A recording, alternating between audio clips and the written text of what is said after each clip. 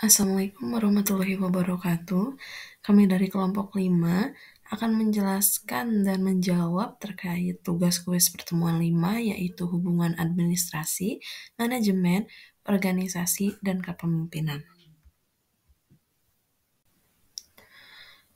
Adapun anggota kelompok 5 yaitu Nadia Anita Novia, Nabhan Azmi, dan Vira Junita. Demi mempersingkat waktu, kami akan langsung masuk ke materi. Yang pertama di sini ada definisi dari administrasi, manajemen, organisasi, dan kepemimpinan.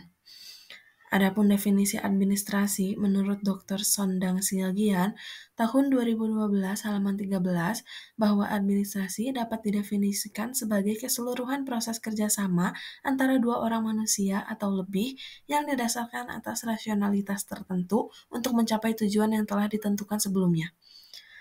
Lalu adapun definisi manajemen menurut Firmansyah tahun 2018 halaman 4 mengatakan bahwa manajemen adalah seni dan ilmu perencanaan, pengorganisasian, penyusunan, pengarahan, dan pengawasan daripada sumber daya manusia untuk mencapai tujuan yang sudah ditetapkan terlebih dahulu.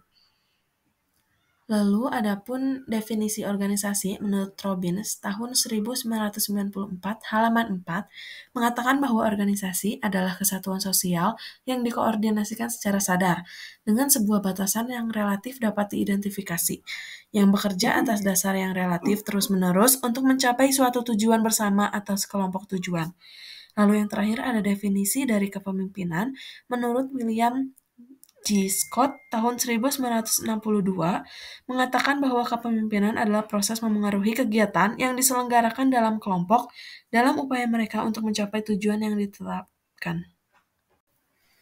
Lalu selanjutnya, di sini ada ciri-ciri pokok dan peranan administrasi.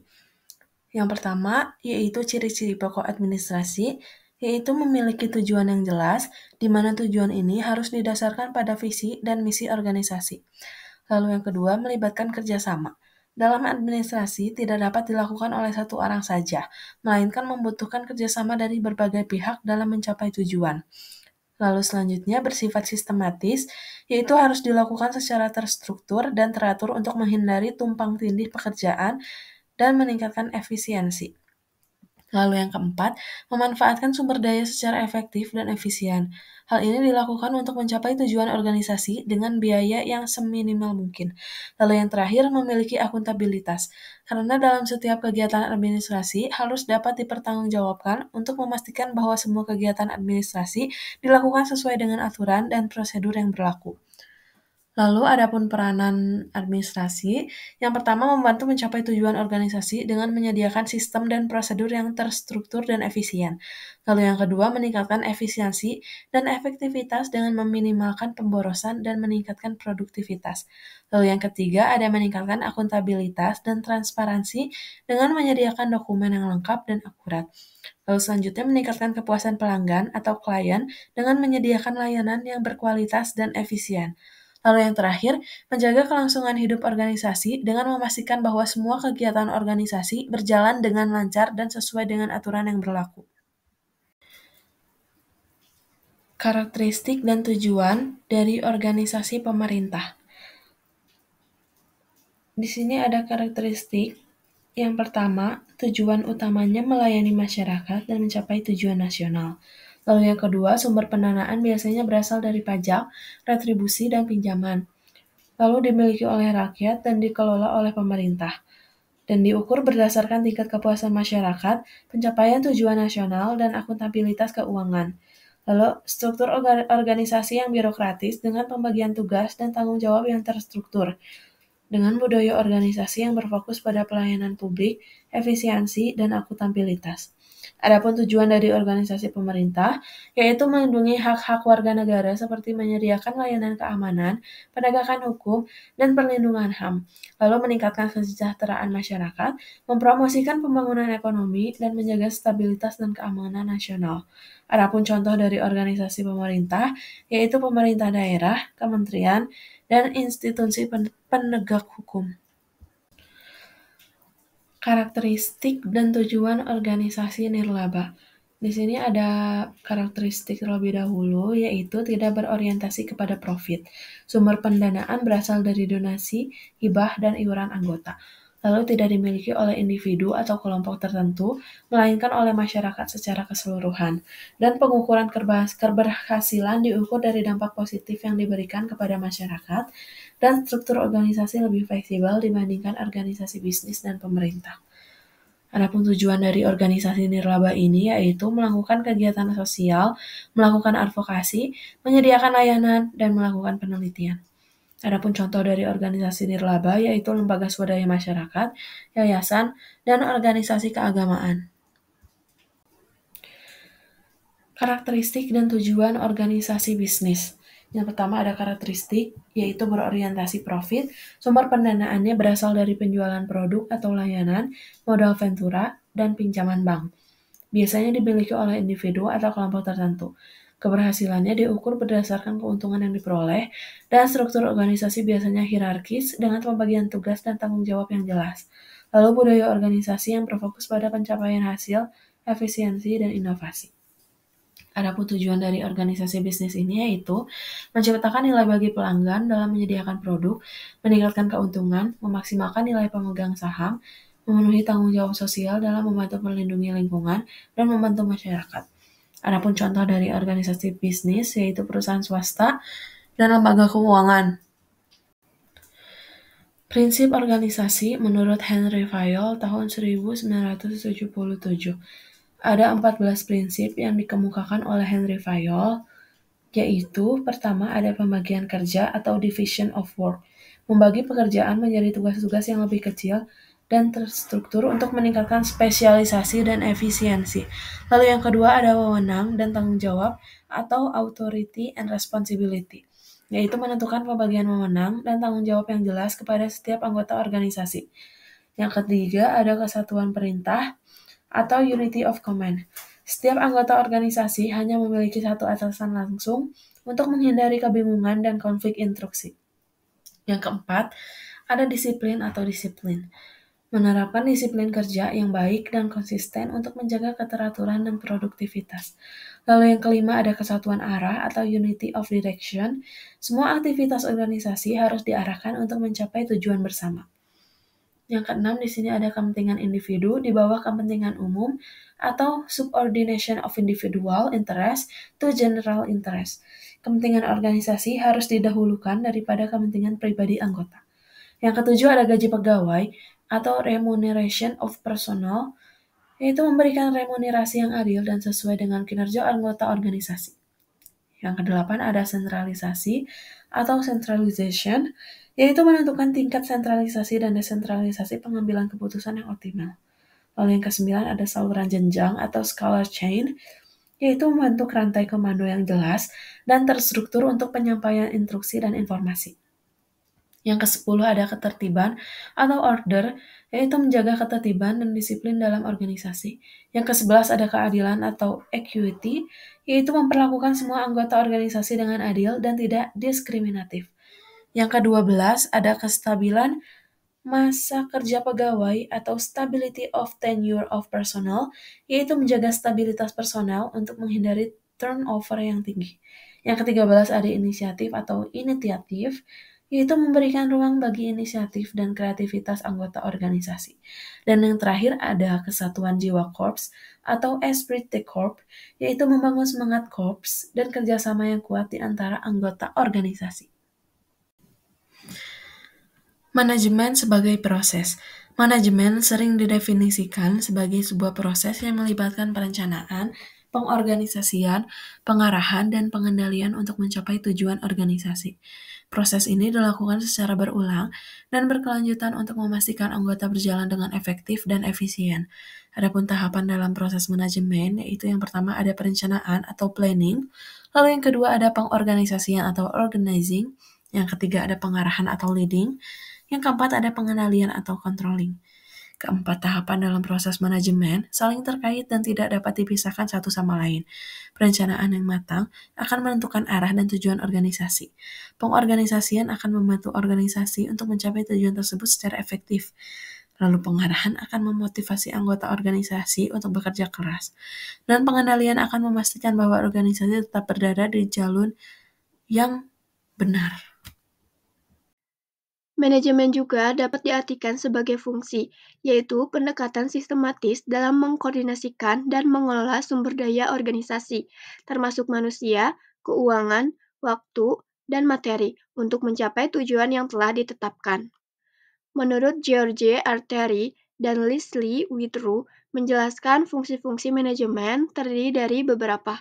Yang pertama, planning, yaitu kegiatan menentukan tujuan yang hendak dicapai dan apa yang harus diperbuat selama suatu masa yang akan datang. Lalu ada organizing, yaitu melaksanakan kegiatan-kegiatan organisasi dengan mengelompokkan, menentukan, dan memberikan kekuasaan pada anggota-anggota organisasi. Yang ketiga ada staffing, yaitu kegiatan menentukan keperluan sumber daya manusia, penyaringan, pengarahan, pengembangan tenaga kerja, dan latihan. Lalu yang keempat, ada motivating, ialah proses pengarahan dan penyaluran perilaku manusia ke arah tujuan-tujuan. Lalu yang kelima, ada controlling, adalah mengukur pelaksanaan dengan tujuan-tujuan menentukan sebab-sebab penyimpangan serta pengambilan tindakan korektif. Kemudian, manajemen juga dapat diartikan sebagai kolektivitas orang-orang. Manajemen sebagai kolektivitas orang-orang mengacu pada konsep bahwa aktivitas manajemen dilakukan oleh sekelompok individu yang bekerja bersama-sama dalam suatu organisasi atau unit tertentu. Dengan kata lain, manajemen adalah hasil dari kerjasama segenap individu yang terlibat dalam kegiatan manajerial di dalam sebuah entitas. Dalam konteks tunggal, individu yang bertanggung jawab atas pelaksanaan aktivitas manajemen disebut manajer. Seorang manajer memiliki tanggung jawab untuk memastikan bahwa aktivitas manajemen dilaksanakan dengan efektif guna mencapai tujuan dari unit atau organisasi yang dipimpinnya. Manajemen juga dapat dipandang sebagai suatu kumpulan orang-orang yang bekerja secara kolaboratif untuk mencapai tujuan bersama. Oleh karena itu, konsep kolektivitas ini menekankan pentingnya kerjasama dan koordinasi di antara individu-individu yang terlibat dalam proses manajemen untuk mencapai kesuksesan organisasi. Dalam hal ini, manajemen tidak hanya mencakup peran individu, manajer, tetapi juga seluruh anggota tim atau kelompok yang bekerja sama untuk mencapai tujuan yang telah ditetapkan.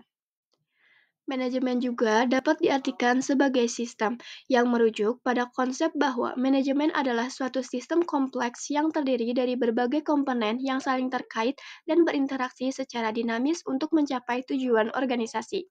Dalam konteks ini, manajemen dipahami sebagai suatu rangkaian proses yang saling terintegrasi, di mana setiap bagian dari sistem memiliki peranannya masing-masing untuk mendukung keseluruhan kinerja organisasi.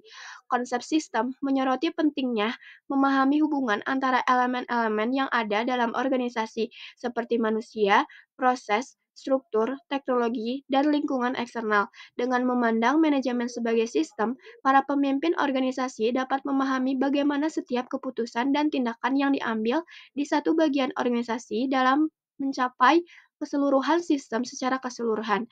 Dengan demikian, pendekatan sistem dalam manajemen membantu dalam memahami kompleksitas organisasi, merancang solusi yang holistik, dan mengoptimalkan kinerja organisasi secara keseluruhan.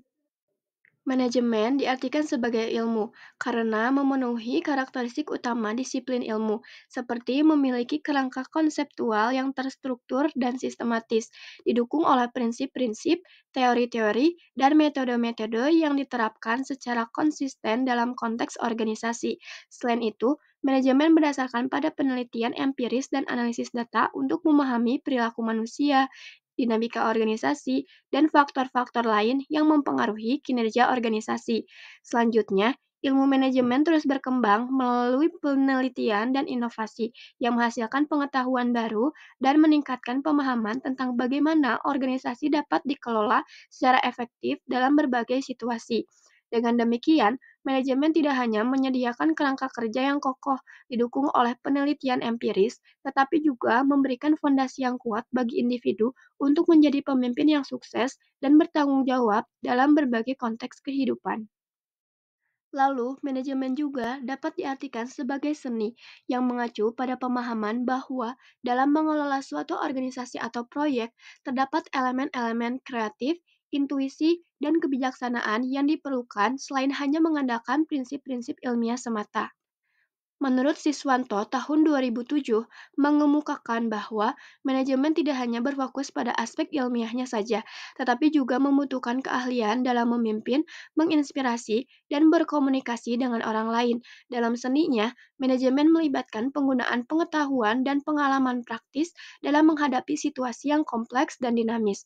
Ini berarti bahwa manajemen tidak hanya tentang mengikuti resep-resep atau teori-teori yang ada, tetapi juga tentang kemampuan untuk beradaptasi, mengambil keputusan yang tepat dalam situasi yang tidak terduga, serta memotivasi dan menginspirasi orang lain untuk mencapai tujuan bersama.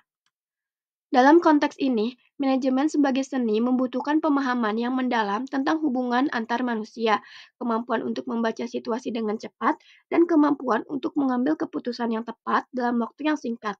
Ini mencakup kemampuan untuk memahami dan mengelola dinamika hubungan antar individu di dalam organisasi, serta kemampuan untuk memotivasi, menginspirasi, dan memimpin tim dengan efektif. Manajemen sebagai seni juga mengandalkan intuisi dan kebijaksanaan dalam membuat keputusan yang kompleks dan tidak selalu dapat dijelaskan secara ilmiah.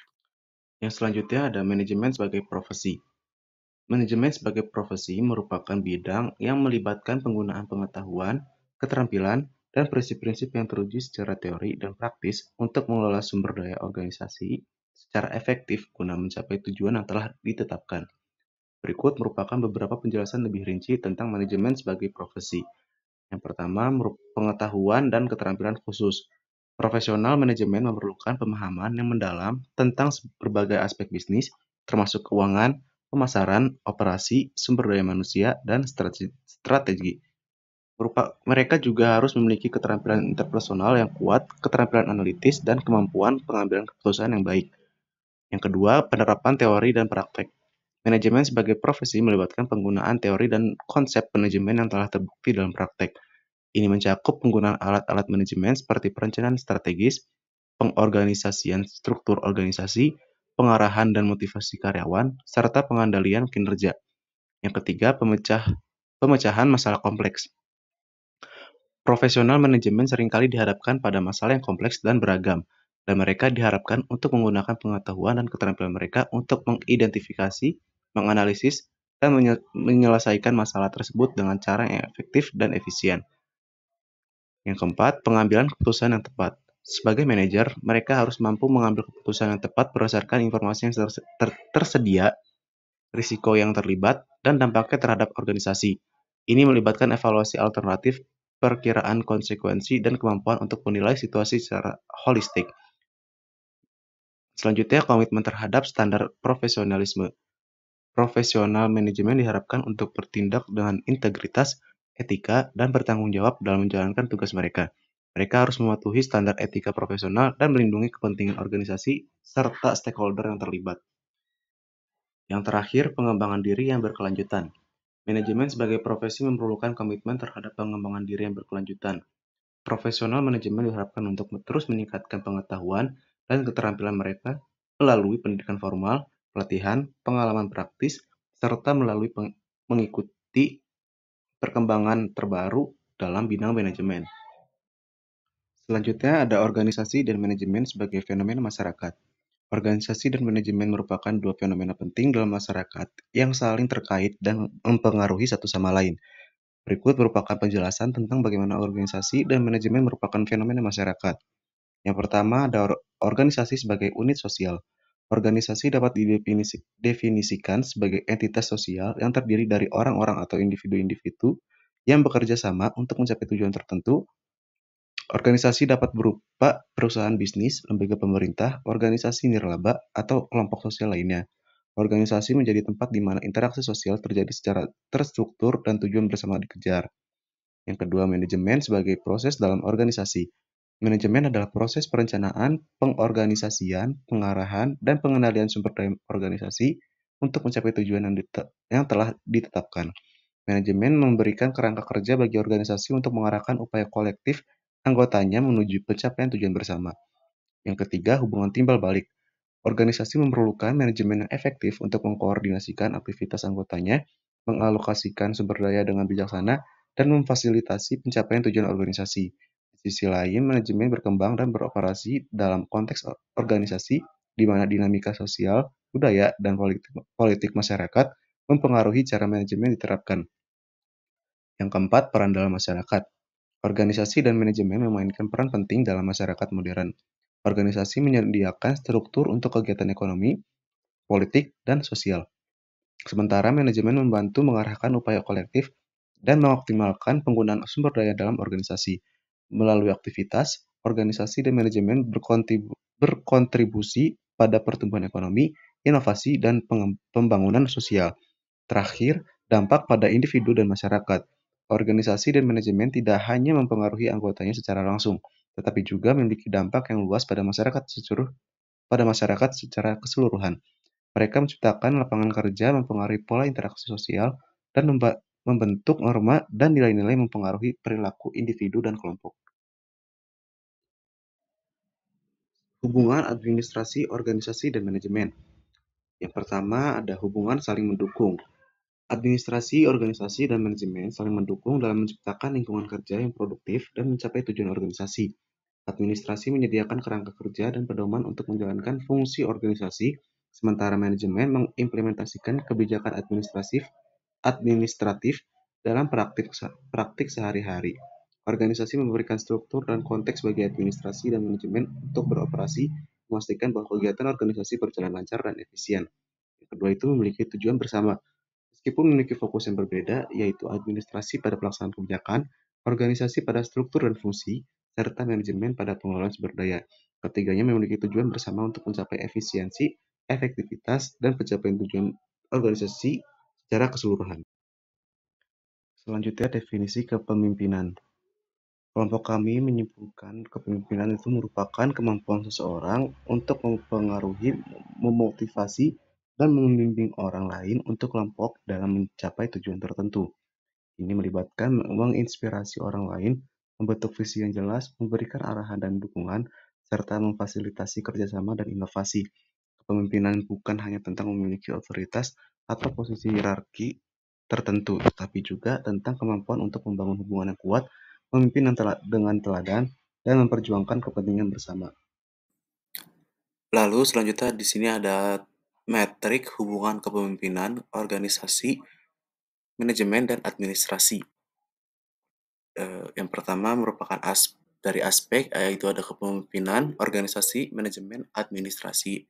Di sini terbagi menjadi 5, yang itu pertama definisi. Definisi dari masing-masing yaitu dari kepemimpinan adalah proses mempengaruhi orang lain untuk mencapai tujuan bersama. Definisi dari organisasi, kumpulan individu yang bekerja sama untuk mencapai tujuan. Definisi manajemen, proses pengorganisasian sumber daya untuk mencapai tujuan. Selanjutnya, terakhir, definisi administrasi, pelaksanaan kegiatan harian dalam organisasi sesuai aturan dan prosedur. Selanjutnya, dari aspek fokus. Untuk kepemimpinan, fokusnya itu mendorong, menginspirasi, dan mengarahkan orang. Untuk organisasi, fokusnya yaitu struktur, budaya, dan kerjasama dalam mencapai tujuan. Untuk fokus dari manajemen yaitu pengaturan, perencanaan, pengorganisasian, pengarahan, dan pengendalian. Dan terakhir, fokus untuk administrasi merupakan pelaksanaan kebijakan dan prosedur organisasi. Lalu selanjutnya ada tujuan. Tujuan dari aspek kepemimpinan yaitu dalam mencapai visi dan misi organisasi. Tujuan dari aspek organisasi yaitu mencapai tujuan organisasi secara efektif dan efisien. Lalu selanjutnya ada tujuan manajemen yaitu mencapai tujuan organisasi dengan optimal. Dan terakhir ada tujuan administrasi yaitu menjaga kelancaran operasional dan administratif. Lalu selanjutnya ada keterkaitan dari aspek kepemimpinan yaitu menjadi bagian penting dalam keberhasilan organisasi. Keterkaitan untuk organisasi yaitu merupakan struktur dasar dari organisasi. Keterkaitan manajemen yaitu merupakan proses yang melibatkan seluruh bagian organisasi. Yang terakhir ada keterkaitan administrasi yaitu melibatkan implementasi kebijakan dan prosedur organisasi. Lalu terakhir ada contoh dari kepemimpinan merupakan seorang CEO yang menginspirasi timnya untuk mencapai visi. Lalu selanjutnya ada contoh dari organisasi yaitu struktur organisasi yang mendukung kerja sama antar departemen. Contoh selanjutnya dari manajemen yaitu manajer proyek yang merencanakan, mengorganisasi, dan mengarahkan tim. Contoh terakhir dari administratif yaitu merupakan pegawai administrasi yang menjalankan tugas administrasi harian.